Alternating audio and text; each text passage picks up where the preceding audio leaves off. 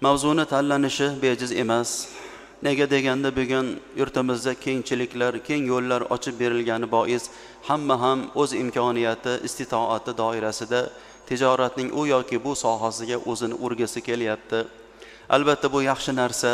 Mo'min musulmon odamni tek uyda og'anab yotganidan ko'ra bitta toshni ham yoniga olib qo'yishlik miqdorida yaxshilikka, xayriga imkoni bo'lsa, buni qilishga u majbur bo'ladi. Yoshlarimizni, yigitlarimizni bugun oila, farzand nafaqasini zimmalariga olib, xo'p, ularni yaxshi rizoliklarni ko'p yaxshi amallar orqali, masalan, hajga olib borsam deydi, umralarga jo'natyapti odamlar otasini, onasini deydi. Xudo menga ham shu sharaflar nasib qilsa deydi. Eng avvalo o'zi niyat nima? Birovga muhtoj bo'lmaslik, birovga muhtoj bo'lmaslik, ahli ayol nafaqasini halol yo'l bilan ta'minlash murodi bilan harakat qilar ekanlar. Bu ularning haqqida ibodat inshaalloh. Lekin bugun qilinayotgan tijoratlarning hammasi ham shar'iga muvofiq bo'lmayotgani ham nari emas. Nega? Chunki odamlarimiz islomiy ilmlardan hammamiz ham yiroqmiz. Bitta ikkita sanoqli odamlar, ustoz katta domlalarimizni inobatga olmaganda hammamiz ham islomni hali to'laqonli o'rganganimizcha yo'q. Bu ham tushunsa bo'ladigan narsa. Islomni hamma ham birdaniga o'rganmaydi. Islom ilmlari, azizlar, bir umr o'rganiladigan ilm, ta'limot hisoblanadi.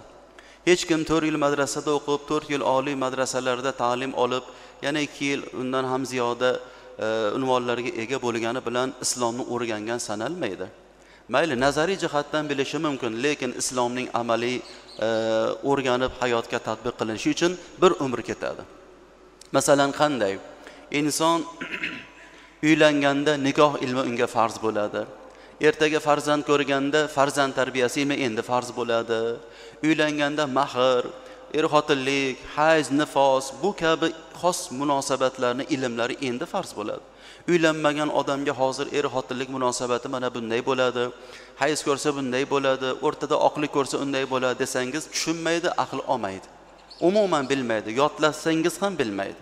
Shunday bo'ladimi? Ertaga o'zi uylanadi, xos munosabatlari kirishadi, ayollarning xos holatlaridan xabardor bo'ladi. Ana o'shanda inne kelgan tajriba o'laroq uni o'rganib oladi. Hozir farzand tarbiyasida unga bunga rioya qiling desa hech kim bilmaydi yoshlar. Ertaga farzand ko'rsin, ota bo'lsin, ona bo'lsin, boshiga tushganda inne keyin uni o'rganib boradi. Shunday bo'ladimi? Hozir zakot bilan bog'liq ma'lumotlarni bersangiz, buni o'zlashtirish qiyin. Ertaga Ramazon kelsin, zakot miqdoricha molga qodir bo'lsin, ana inne keyin uni halollash ma'nosida so'rasa, inne o'rgansa bo'ladi. Ungacha hech kim bu zakotni hozir domlalarimizdan so'rasangiz ham mumkin to'liq aytib bera olmas. Nima demoqchimiz? Demoqchimizki, islom ilmlari inson tug'ilgandan vafotiga qadar bo'ladigan hayotini qamrab olgani uchun, qarang, bu bir narsani bizga bildiryaptiki, demak inson doim talabda bo'lsin ekanda, doim talabi ilmda bo'lsin ekan. Qarang. Xo'p. Mana shu ma'noda bugun halol savdo baraka omili degan mavzu tanlangan bo'lsa-da, bu mavzu juda katta mavzu. Buni endi tartibli ravishda o'rganish kerak. Faqat biz bugun urg'u berilgan mavzular, ya'ni tijoratchilar asosan nimaga e'tibor qaratishlari kerak, shu to'g'rida bir oz to'xtalamiz.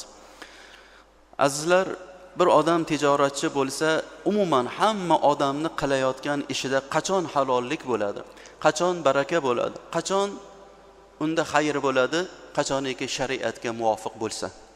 Shariat ko'rsatgan qoidaga muvofiq bo'lmagan birorta ishda xayr, baraka, yaxshilik umuman bo'lmaydi.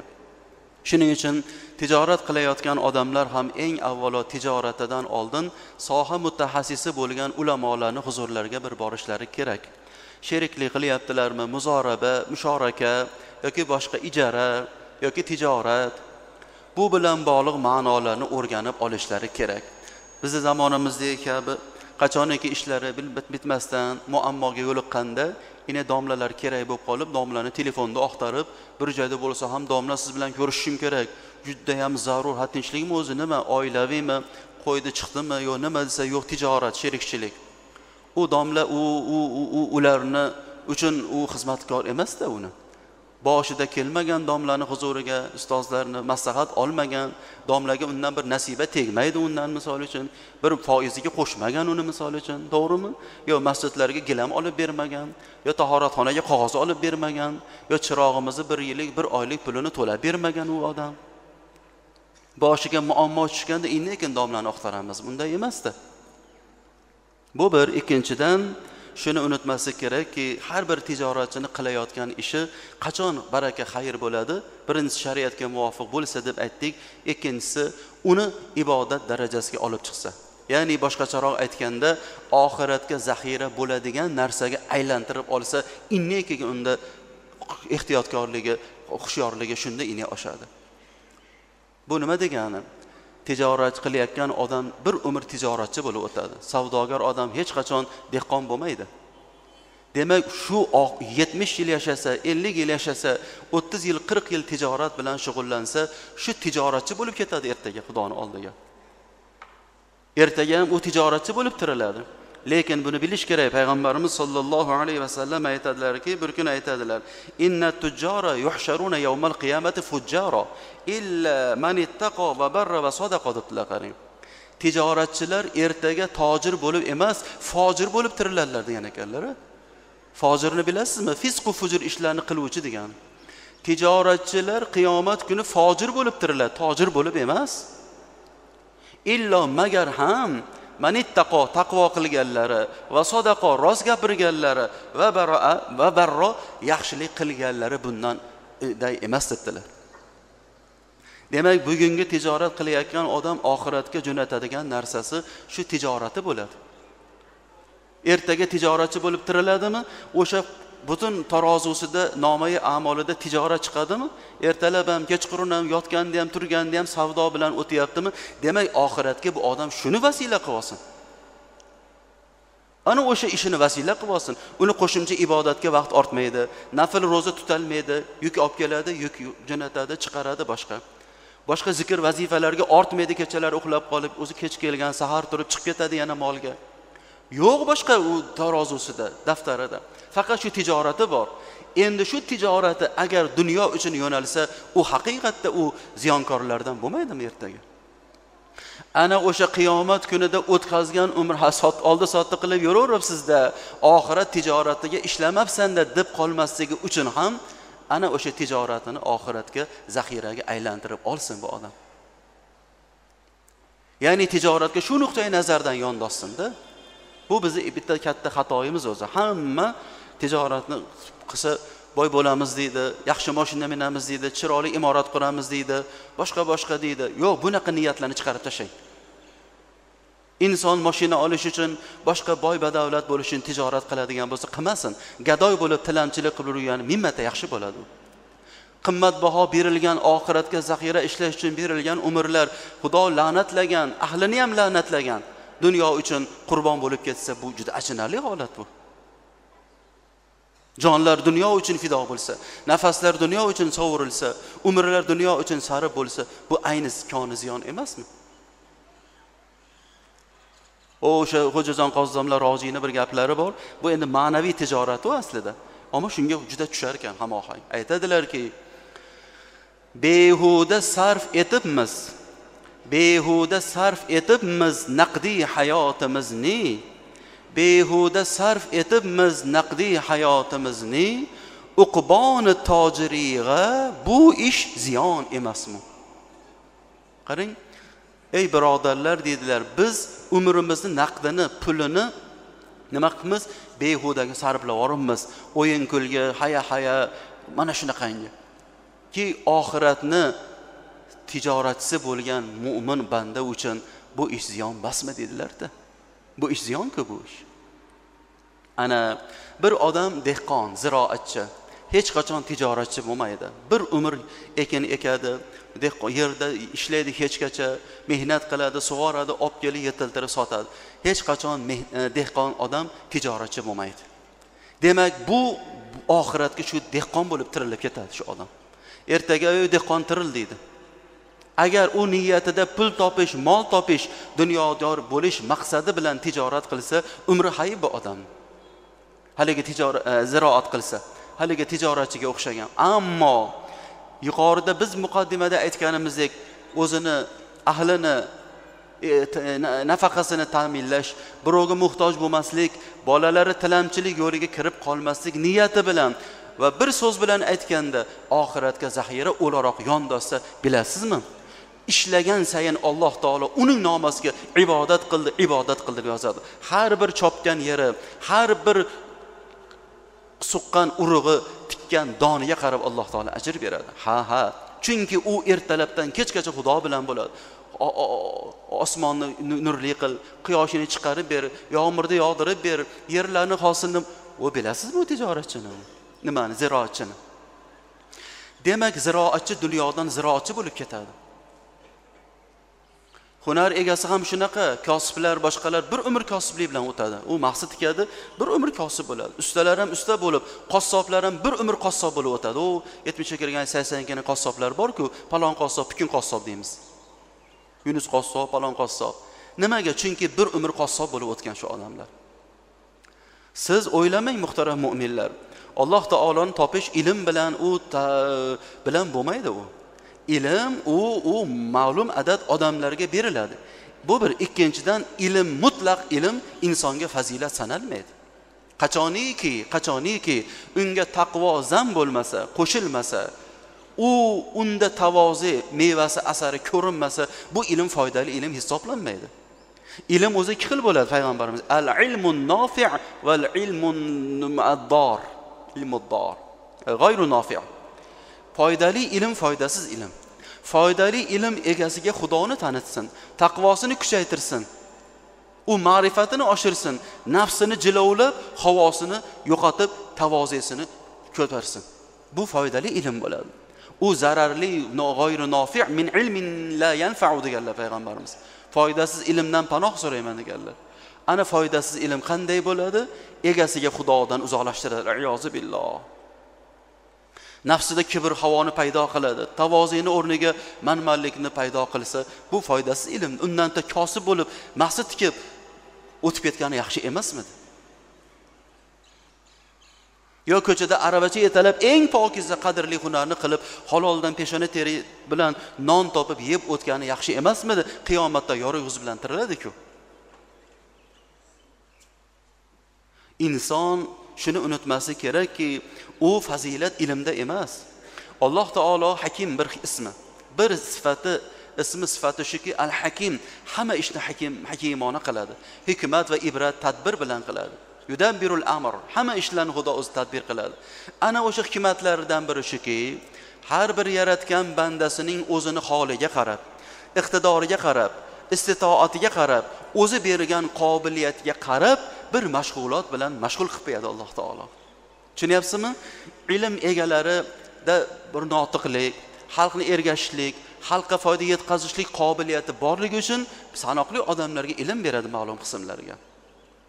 Tijorat egalarida qobiliyat, tadbirkorlik, g'ayrat, shijoat, intilish, tek turmaslik xislati borligi uchun bergani uchun ularga tijoratni beradi. Kasb egalarida sabr, tamkin, qazoga rozi bo'lish, irodaga taslim bo'lish, bor yo'qqa qanoat qilish ma'nosi borligi uchun unga kasb hunar beradi. Va boshqa kasb egalariga ham xuddi shunaqa. Bu uning xayriyati, u saodati. Xudo shu bilan o'sha bandani o'ziga yaqin qilishni istaydi. Odam o'ylamasin, tijoratchi bo'lgan odam ilmlilar bizdan ortiq. Yo'q. Amalisiz ilmlidan amallik tijoratchi ortiq. Amalisiz ilmlikdan amallik ziroatchi ortiq.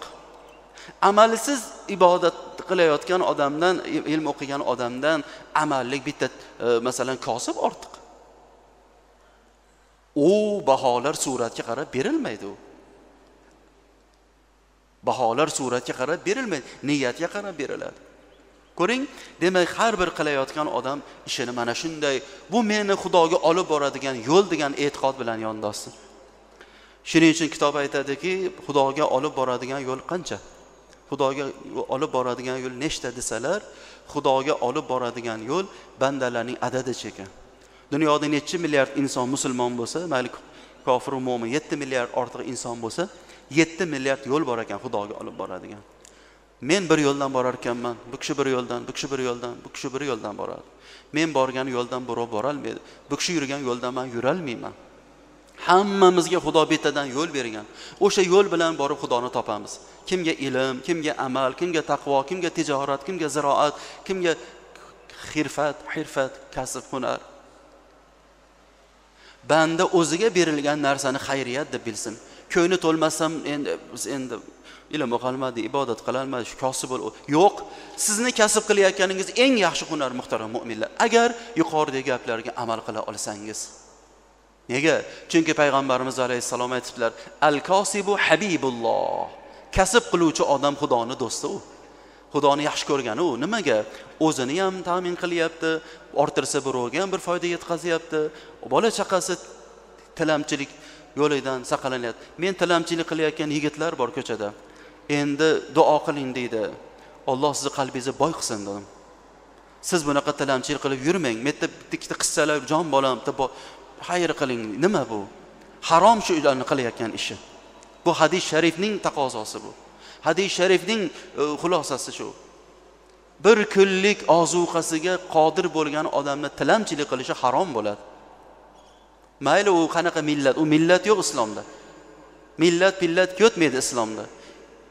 Eng ulug' millat bu islom bu o'zi. Millata abikum Ibrohim huwa sammakumul muslimin. Musulmon bizning millatimiz. O'zbek, qozoq, qirg'iz, rus degan gap yo'q bu. Hammasi musulmon bo'lsa, aka birodar. Bular shunaqa xalqlar, shunaqa qabilalar yo'q. Bunaqa emas. Hamma Xudoning bandasi. Men ko'piga aytaman, shuni qilmang jon bolam, shuni qilmang jon o'g'lim, undan ko'ra masjidga kiring, tahorat qiling, qaring akazlar, tog'izlar namoz o'qishyapti, siz ham namoz o'qing, siz ham Qur'on o'qiydigan bo'ling. Qaring ustingiz kir bo'lib, yag'ir bo'lib ketdi kiyimlaringiz, oyog'ingizni qarang, kiyimlaringizni qarang, qo'llaringizni, sochlaringiz patay bo'lib ketdi jon bolam. Kiring, boring deb doim aytamiz mana bolalar orqali.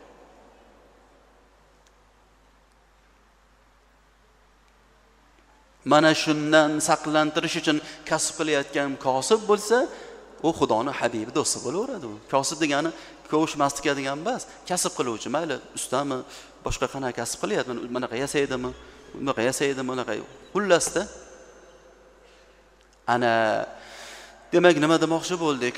O'shaning uchun hadis shariflarda keladiki, kam min amalin yutasavvaru bi surati dunya va yasiru a'malul oxirah bi husni niyya. Qancha amallar bor, suratda dunyo amaliga o'xshab ko'rinaveradi. Tijorat qilib dunyo topyapti. Suratda dunyo, lekin shular oxirat amaliga aylanib ketadi bi husni niyya. Niyatini yaxshiligi bilan-da. Qarang. Va kam min amalin yutasavvaru bi surati al-akhirah va yasiru a'mala dunya bi su'in niyya. Va yana qancha amallar bor, suratda oxirat amaliga o'xshab ko'rinaveradi, namoz, ro'za, zakot bir narsaga. Lekin egasining niyatini yomonligidan u dunyo amaliga aylanib ketadi degan ekanlar. Hajga borishdan murod bir el ko'rsa, bir uzun ko'ylaklar kiyib, chambarayni boqib, nimani taqib, oqtik o'rab, zamzam ulashib qoni, ha rahmat. Bunaqa narsa kerak emas endi. Nasib qilgan ekan borib kelib, bunaqa gap emas. Faxr, riyo bu narsalar aralashmasligi kerak. Suratda dunyo bo'z oxirat, ammo yomon niyat bilan dunyo ishiga aylanib ketadi dedilar. Umraga, ziyoratga, hajga borayotganlar bunaqa niyat qilmaydilar, lekin bu gap kerak. Ana, demak, xulosa nima bo'ldi? Tijorat qilayotgan odamlar shu bilan o'tadi bir umr. Qassob bo'lib o'tadi. Usta bo'lib o'tadi. Maqsadoz bo'lib o'tadi. Shu bilan Xudoga yetadi. Axiri bir kun yetadi. Birov oldinroq, birov keyinroq yetadi. Lekin bir kun yetishi bor. Faqat to'xtamasa bo'ldi. Shu ketsin, shunga rozi bo'lsin. Hech qachon noumid bo'lma. Va la tatamanna ma faddalallohu ba'dahum ala ba'd. Alloh taolo ba'zilaringizdan fazilat qilib, unga bunga buni bergan bo'lsa, unaqa orzu qilmanglar dedi. Am yahsuduna ala ma atahumulloh min fadli. Nima ular Xudo o'z fazli bilan bandalariga bergan narsaga hasad qiladilarmi dedi. Bunaqa narsalardan qutulish kerak. Odam ilmli bo'lsa-chi ulug' bo'lib qolmaydi. Imom bo'lsa ulug' bo'lib qolmaydi. Buni yaxshilab tushunib olishimiz kerak. Ulug'lik qalbdagi muhabbat bilan bo'ladi. Ulug'lik o'sha Xudo unga berib, nasib qilib, taqdir qilib rozi bo'lgan hunarmi, kasbmi, istitoat holatga rozi bo'lib xayriyatni shunda deb turishlik bilan bo'ladi. Mana shuni unutmang muhtaram mu'minlar. Biz shu bilan yetamiz. Shu bilan ketamiz hammamiz. Shuning uchun mana bugungi mavzuda tijorat qilayotgan odamlarga zarur bo'lgan ba'zi bir odoblarni ko'rsatganlar. Eng birinchisi rostgo'y bo'lish dedilar. Haqiqatda rostgo'y bo'lish. Bilasizmi, rostgo'ylikni ko'pincha tijoratchilarga ishlatilaveradi. Savdoda yolg'on gapirma deb. Kasbda gapirma demaydi, ustachilikda yolg'on gapirma demaydi, qassoblikda yolg'on gapirma demaydi, duradgorlikda yolg'on gapirma demaydi-yu. Yo, rostgo'y duradgor, rostgo'y qassob, rostgo'y kosib deyilmaydi, rostgo'y tijoratchi deyiladi. Hech buni e'tibor qilganmisiz? Nimaga shunaqa desa, tijoratda yolg'on ko'p bo'lar ekan tabiatan-da. Tijorat ishida yolg'on ko'proq bo'lar ekan. Nimaga desa, tijoratchining asosiy maqsadi birinchi o'ringa shu dunyo qo'yilib qolar ekanda, molimni sotsam, o'tkazsam, savdo bo'lsa, pulim ko'paysa derkan. Ammo duradgorlar unaqa niyat qilmas ekan. Chiroyli bo'lib chiqsin, mana shu eshikmi, rommi chiroyli bo'lib bitsin, tursa necha yil xizmat qilsin derkanda, tijoratchilar shu molimni o'tkazsam degan niyatni qilar ekan. Shuning uchun bularga yolg'on ko'p gap aralashar ekan. Molimni ko'p o'tkazsam degan narsa nimani talabi? Nafsnikimi, ruhnikimi? Albatta nafsnikida, nafs yolg'onga moyil bo'ladi. Nafs faqat yomonlikka boshlaguvchi bo'ladi. Shuning uchun ham tijoratda rostgo'y bo'lishga birinchi urg'u beribdilar. Endi nima degani bu desa, savdo molini sifati-yu, navi-yu, jinsi-yu, tayyorlangan joyi, xarajati hammasini da yolg'on gapirmasin ekanda. Xitoyning molini Turkiyaniki demasin yoki qo'l, mana biz endi nima deydi? Mashina choklarni qo'lchok deb sotardi odamlar. Bozorlarda men ko'rardim, tuzuk odamlar, o'sha odamlar ham kosib, namozlarda o'tirishadi, yolg'ondan betiga, tepasiga meh qilinardi. Betiga vatan qo'yib, tayidamda qarasangiz ko'rinib turadigan, maqsimda tepadan qarasangiz og'idan tay ko'rinib turadi, chami. Ichiga tayiga o'sha meh qo'yiladi. Beti ko'rinmaydi, mana betiga vatan qo'yilardida shuni mana mehli tayigacha meh deb qo'yishadi. Mana tayigacha meh deb qo'y. Betigacha desa hech kim uni bilmaydi, u qishloqdan kelgan odam. Mana tayigacha meh, tayigacha meh bo'lmay nima bo'lsin? Tagi yupqa cham bo'ladimi? Insoniyat undan ko'ra o'sha ko'rinmaydigan joyiga meh qo'yib ko'rinadigan joyga vatan qilgani yaxshi bo'ladi. Shunday qilib tijorat qiladi shu odamlar. Shularni yolg'on shu ishi. Shularni kasbi yolg'on shu alda. Ammo beti vatan, beti ham mehu, boshqacha qora meh qo'yganmiz deb aytib qo'ysa, ine halol bo'ladi. Nech pul foyda qiladi? Bitta bir jup mahsi hozir 35 ming so'm, 40 ming so'mda machalka mahsida. Nech pul foyda qiladi shunda? 10 ming so'm zo'rroq qiladi-da. 10 ming so'mga 2 dona non beryapti hozir. Shu nonni yeb bolasi o'nib o'sib nima bo'ladi? Ertaga yana non yeyman deb turadi-ku shu odam bolasida. Dunyoni sotib olmaydi-ku shu odam. Juda asosda 4 ta, 5 ta, 10 ta, 15 ta, 20 dona mahs sotsa. Eng achinarlisi shular namozxon, shular ibodatli, qarasangiz bir diyonatli odamga o'xshaydi. Ammo qilayotgan ishi odamni o'ylantiradi-da. Yana halol mehnat qilyapman degan dag'dag'asi olami oladi. Bunaqa bo'lmaslik kerak. Musulmonni aldagan bizdan emas deganlar payg'ambarimiz. Bozorga kirib yurar ekanlar, kirsalar birov bug'doy sotyapti. Da qo'llarni tiqibdilar. Nima qilsalar ichi, nam usti quru nima bu desalar, kecha yomg'ir yog'di yo Rasululloh, osmonning ishi bu degan ekan. Osmonning ishi bo'lib yomg'ir yog'sa, ho'lini chiqarib qo'ymabsan-da. Kim biz musulmonlarni aldasa bizdan bas deganlar. Hammamiz bir-birimizni aldab yuribmiz. Qarang, aldab yuribmiz. Hamma aldaveradi. Qassob ham go'shtni nima qilib qo'yar ekan. Bir o'tmas bir joylarini, bir ich yog'larini, bir g'alati beta'sir joylarini qog'ozga qo'yib qo'yar ekan.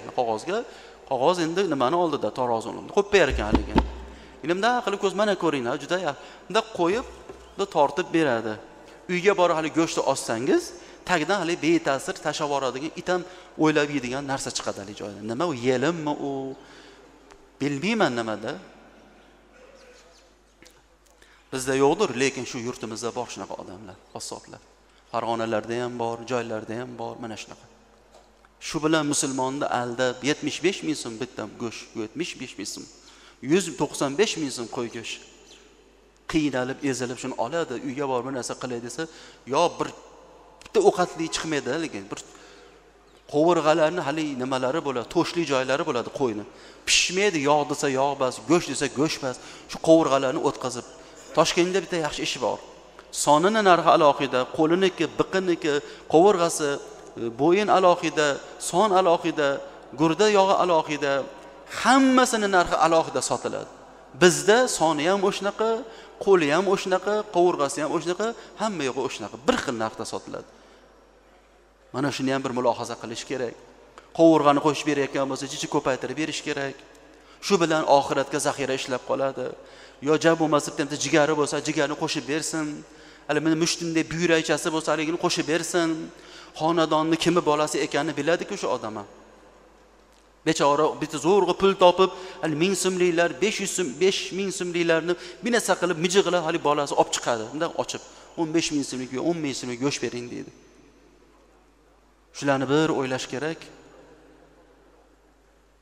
Hammamiz yuraveramiz dag'dag'a qilib, hammamiz osh yeb, go'sht yeb, hoji chaqirdilarimizga 5 qator, 10 qator osh qilib, to'y ko'yni aynib qayt qilgunga qadar yediramizda. Bitta bir jup somsani o'zi yetadi. Bitta suyuqani o'zi yetadi.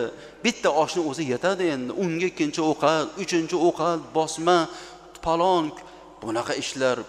Shu bilan yana o'zimiz obro' orttirmoqchimizmi? Bari qonni to'q odamlar borib yeb kelsa. Hozir ehsondan chiqdim, men shu yo'qchi qaytarib yuboryapti-ku o'sha. Qaytarib yuboryapsiz-ku shuni. Ha desa ehsondan keldim. Qulog'imga juda og'ir botadigan gap mana shu. Ehsondan kelyapman demasi kerak. Ha, siz ehson yurib qoningiz to'xta endi. Umid bilan qilgan ovqatimizni ichmaysiz siz. degan o'y kelmasligi uchun men endi roda choy ichibman desa bo'ldi. Yonidagi odamga. Men sal parhezim bor edi, bo'ldi. Menga nimadan qo'ygan, suvdan qo'ying, nima uni oching uni. Ha? Ehsondan chiqdim, joy to'yib yuboribmiz. Bunaqa gapni gapirmaslik kerak. Yeganini gapirgan, ichganini gapirgan odamning obro'si bir pul bo'ladi. Himmati yemoq ichmoqqa qaratishlik bu hayvonning ishi bu. Hayvon yesam deydi, ichsam deydi. Insonchi ibodat qilsam, qurbat hosil qilsam, qulchilik qilsam deyish bu insonning ishi ekanda.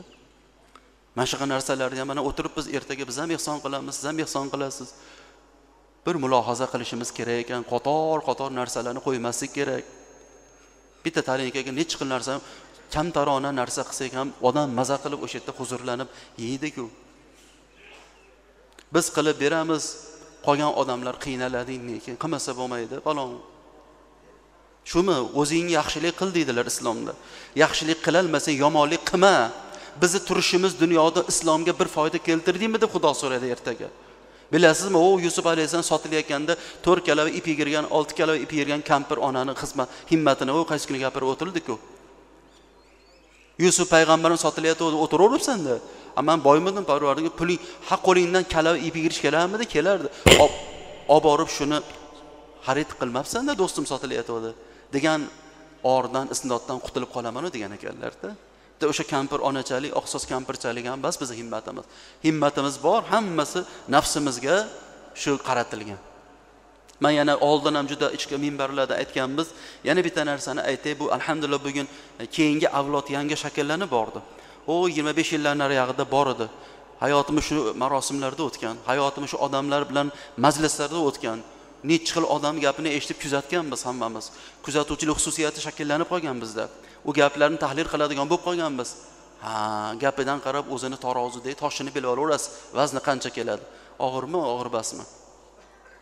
Odamlar yeyotgan taomini o'sha nafsini, xohishiniga yo'naltirish uchun yeyishligini gapirishlik an'analari bor edi, odatlari. Juda ham achinarli holat. Olavering, keyin bilasiz. Qatta biladi bu. Olaveringda uni nimani olavering, ani qora ekan, bananda olavering, keyin bilasiz. Beti shunaqa beti yo'q, bir beta'sir odamlar bormi? Yeyotgan ovqatini shu taomini bir narsalarga quvvat bo'ladi deb. Olavering bu taotga quvvat bo'lsin. Bo'ldi taom, tamom. O'zi mana shu bitta narsani unutmaylikda. Odam bir-birini juda malomat qiladigan ko'payib ketdi. O'sha malomat qiladigan odamlarni o'ylasangiz, ishlari hammaga maqbul bo'lgan yo'lni tutgan o'sha odamlar. Ulug'larining shunday odati bo'lgan. Taomni oldida bir duo qilgan qo'lini ochib, amin, toatga quvvat, iymonga nur, tanamizga shifoz. Allohu akbar. Bizda-chi osh bo'pti, juda bo'pti-da. Nima juda bo'pti-da. U bo'ldi deyishlik u o'sha nimaga qarasa o'shanga qarab ketaveradi. Avval niyat qilib oldimi, o'sha niyatga qarab ketadi har bir oshami. Odam o'ylash kerak. Juda bir panqushga o'xshamaslik kerak endi. Juda bir so'ltamat bir nima bo'lmaslik kerak endi bugungi yoshlar. Ham aytdik-ku, tijoratchi bo'lsangiz qiling, to'xtamang. O'rganing, men yaqinda Koreya universitetini bitirib kelgan bolalarni ko'rdim. Gaplashdim, biz o'qiyotganimizda o'shda ular o'qirdi. Nima qilyapsam, yangi o'quv kurslari ochdim dedi. Juda ham xursand bo'ldim. Bir joyda Qur'on o'qib berdi, Mavludi Sharifni o'qib berdi. Tajvidlari juda chiroyli. Kimni o'rganyapsam, bir ulug' ustozning farzandlari qori ukamizni aytdi, xursand bo'ldim. Yana nima qilyapsam, prezident akademiyasi dars beryapman dedi. Mashalloh. Hali shular endi bo'y yigitlar yaqinda uylandi shular. Men xursand bo'ldim. Shular oxiratga ishlayapti mana shularda. Qiling, kim Xudo sizga nima hunar bergan bo'lsa, tortinmasdan qiling. Bu bilan siz Xudoni topasiz. U ilm bilan topmaydi. Ibodatingiz joyida bo'lsin ammo. Ana, demak, o'sha ma'nolarni bir mulohaza qilishimiz kerak. Qassobmidi, boshqamidi. Uni kelganini aytib ketaveramiz. Bu mavzu shuni taqozo qiladi. Burun ham shuni aytilgan. Avval gapimizga xulosa qilib qo'ysak, hech qachon yeyotgan taomingizni shahvatni ko'paytiradi, erkaklikning quvvatini oshiradi degan narsa niyatida yemang muhtaram mu'minlar. Bugun afsuski bir dorilarni reklama qilayotganda ham shunga urg'u beradigan bo'lib ketdi odamlar. Xudoga tavba qildi. Erkaklik quvvatini oshiradi, palon qiladi, bugun uyatmasdan shularni targ'ib qiladimi odamni. O'lib ketsa shu erkaklik quvvati-ya. Musulmoni iymon quvvatini oshiradigan dorini ham tavsiya qilaylik. Iymon quvvati ham oshishi kerakmi bizda? Islomning quvvatini oshiradi, hamiyatingizni oshiradi, hayoyingizni oshiradi, diyonatni oshiradi degan bir dorini ham tavsiya qilaylik-chi axir reklamalarda. Hadisi erkaklik quvvat oshiradi, hadisi palondaqa, mana unaqa, bunaqa aytib ham bo'lmaydi u gaplarni, o'ylasiz. 40 yoshlik yugi aylantirib yasiz. O'lib ketsin, 80 ga kirgan erkak hali ham nafsi o'lmagan bo'lsa-ya, bir oyog'ini go'r tortib iymonning g'amidan boshqa narsa bo'lmaydigan paytida shu narsani g'ami uchun mashinaqani tavsiya choqol qari keksa erkaklik 25 yosh nima? Uyati odam shu tijoratimiz shu nafsimizga xizmat qilyapti, shu nafsimizga. Mayli kerakdir bu ham. Er-xotinlik munosabatlarini bir me'yoriy holatda bo'lishligi ikkala tomonning muhabbatiniga sababdir, bu ham zaruriyatdir. Ikkala tomon haqlar, lekin maqsad shu emas-ku muhtaram mu'minlar. Mayli yosh yigitlar, uylanmagan yigitlar bir sir bosib hayajonlanib, bir do'dirayotgan bo'lsa, mayli mumkindir bunga tavsiya qilish. Juda endi musulmon odamlar shu mashaqanga qilishligi mutlaqo mumkin emas muhtaram. Mumkin emas bas. Sha'ni shavkatiga to'g'ri kelmaydigan narsa shu. Bekitib birovdan so'rab tabibga murojaat qilib endi shunaqa ekan desa, u tavsiya qilsa bo'ladi. Aybmi bas? Ayb bas. Televizorlarda, telefonlarda e'lon qilib, shahvatingiz nimangizni quvvatlantiradi, yigitlik quvvat. Yigitlik quvvati kuchayaversin. Iymoniy quvvatimiz zaiflashib, xotinlarimiz ko'chada qariganda ham ko'zi olma terib, nok terib ko'chalarda yurib. Odam sal yoshi katta bo'lgandan keyin o'ziga yarasha ish qilish kerak. Johillarga o'xshamaydi. Shunday katta yoshi odamlarni ko'radi, qilayotgan ishi bir ahmoqlar ish. Yosh bola ham bundan ko'ra esliroq bo'ladi. Yosh bola ham bundan ko'ra esliroq, kuchliroq bo'ladi. Alloh taolodan banda o'ziga bir keksaligini, bir piru badavlatning so'rash kerak. Qarigan yoshimda hamma meni hurmat qiladigan bo'lsin, odamlar meni duoyim oladigan bo'lsin, odamlarga maqbul va omma bo'y qilgin meni deb bir Xudodan bir so'rash kerak endi. Payg'ambarimiz sollallohu alayhi vasallam al-barakatu ma'a kabirikum. Baraka sizlarning kattalaringiz bilan. Bizga o'xshagan kattalarni bilan bas baraka. Bizga o'xshagan kattalar bor joyda kasofat yog'adi. Baraka qochadi. Niyati buzuq, dili buzuq. Odamni kasofati uradi o'sha odamlarga.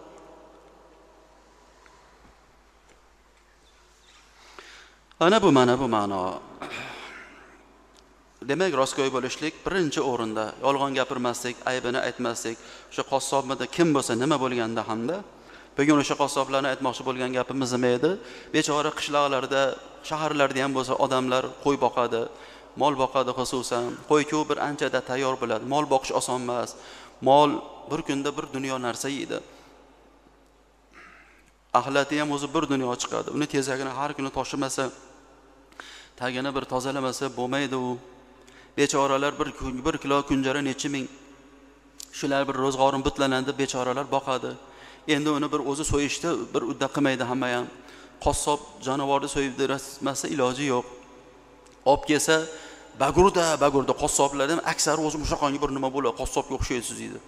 Qon ko'ravergandan kelgan ashi haligi nima deydi, diydasi ham qatib, ashaqangi bir insonga nisbatan shafqati o'lib ketmasligi uchun ham o'zi aslini olganda qassobligini hunar qilish ham mulohazalik o'zi kasb qilib olish.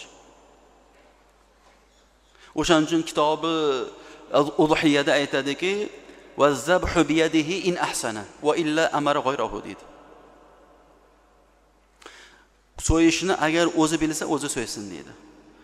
Yaxshi agar eplasa, bo'lmasa endi birovga buyursin deydi.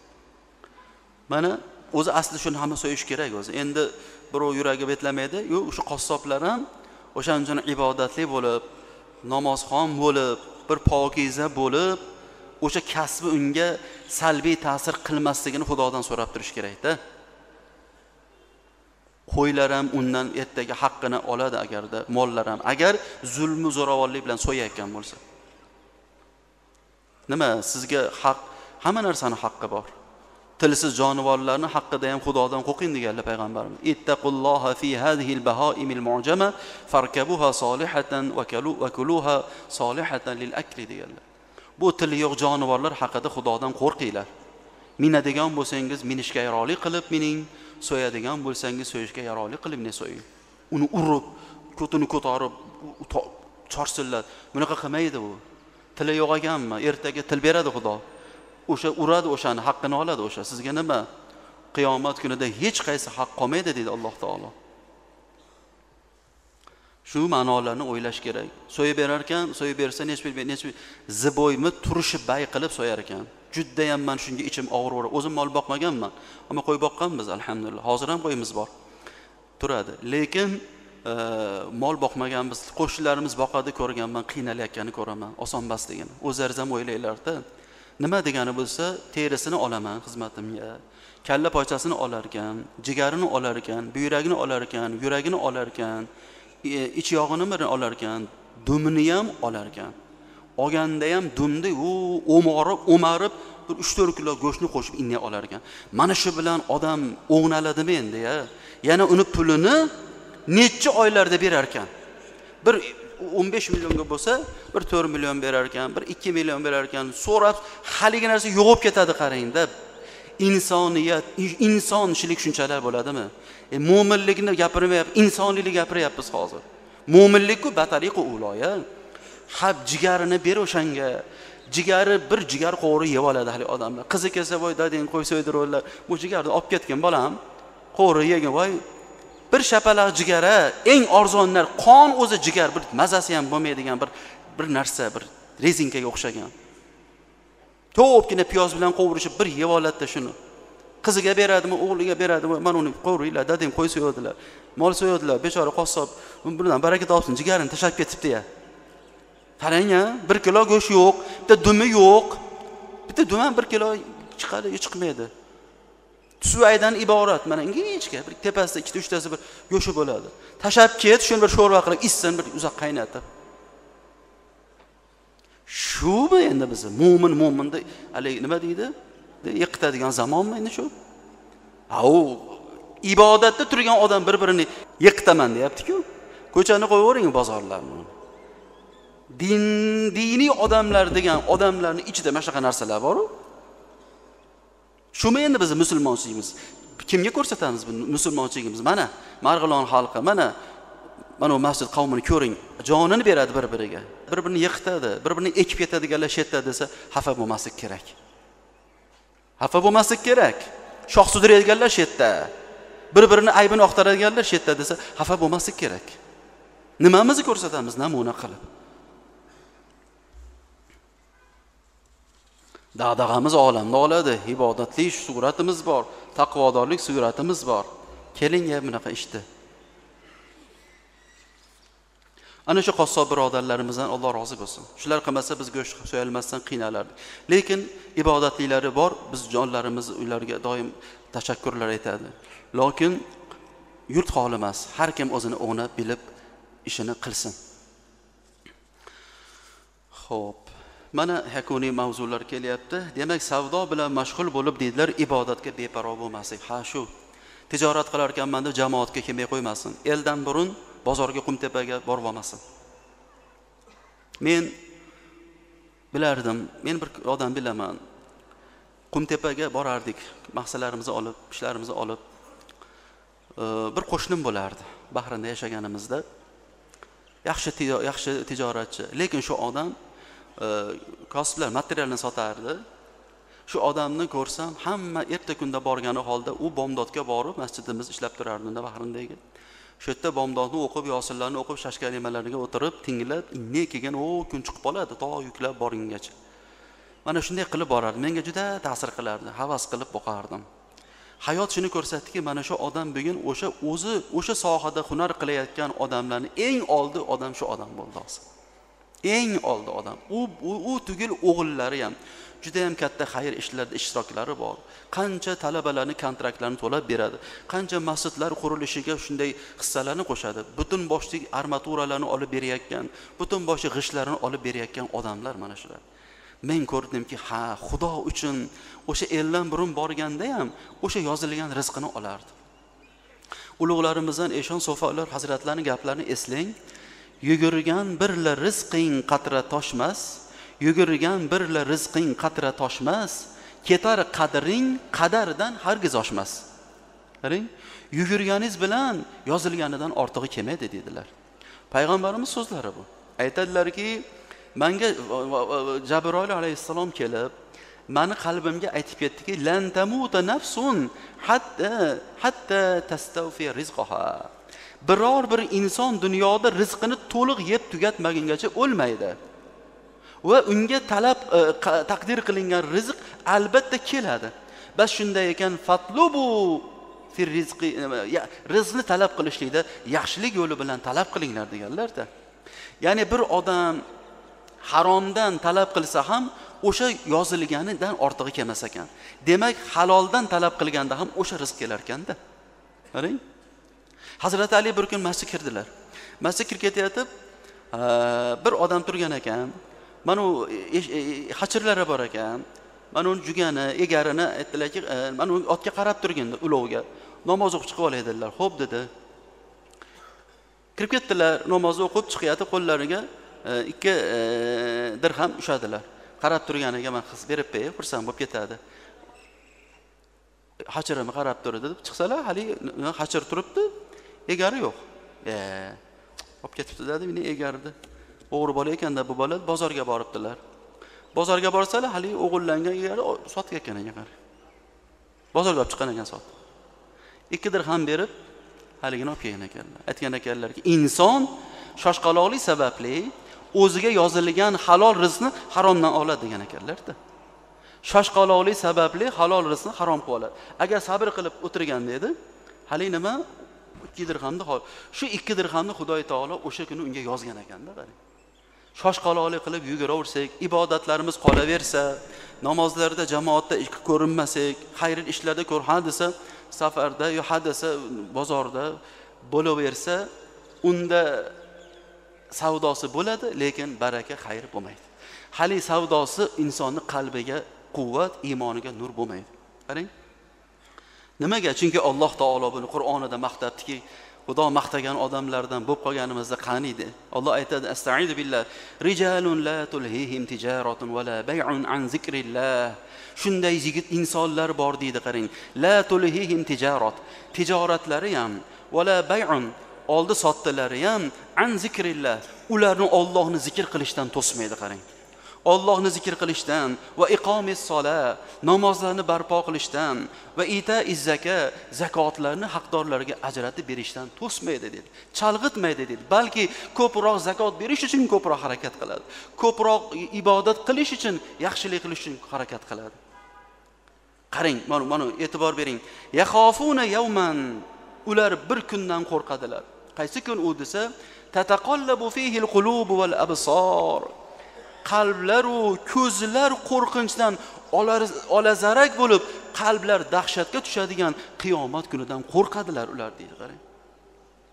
Tijorat qilyapmiz, o ish qilib, shariatga muvofiq bo'layaptimi-ekan, harom aralashib qolmayaptimi-ekan, yolg'on qo'shilib qolmayaptimi-ekan deb qo'rqib turadilar ular deydi. Qarang, qanday zotlari, Xudo ularni rijol deydi. Shunday mard yigitlar, erkaklar borki, na tijoratlari, na savdolari Allohning zikri, namozlarini o'qish, zakotlarni ado qilishdan to'smaydi va shu bilan birga ular nima?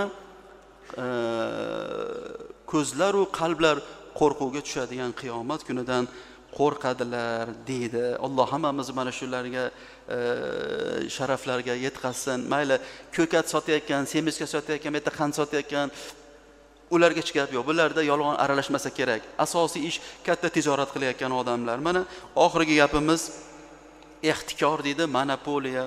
Oziq-ovqat, yem-hashak mahsulotlarini sotib olib, odamlarga zarar bo'ladigan darajada sun'iy ravishda narxni qimmatlashtirish harom bu.